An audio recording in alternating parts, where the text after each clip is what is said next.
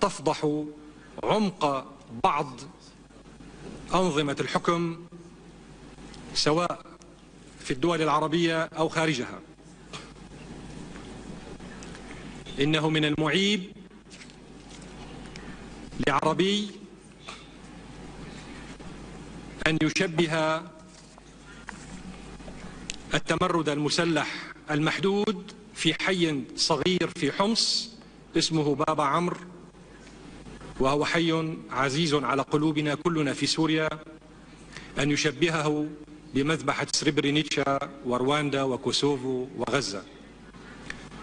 هذا خلط للأوراق غير جدير بالاحترام عندما يصدر عن صوت عربي في هذه المنظمة الدولية.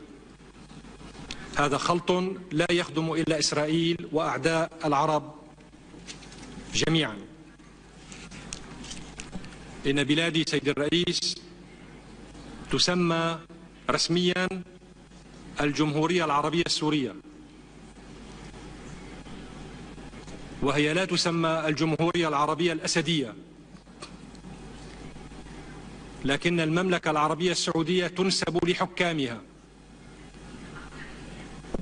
اسم البلاد مرتبط باسم العائلة الحاكمة، ولذلك تسمى المملكة العربية السعودية. أرجو أن لا أستفز أكثر من ذلك كي لا أقول كلاما أكثر تجريحا. شكرا سيد الرئيس. I thank the distinguished representative of the Syrian من جديد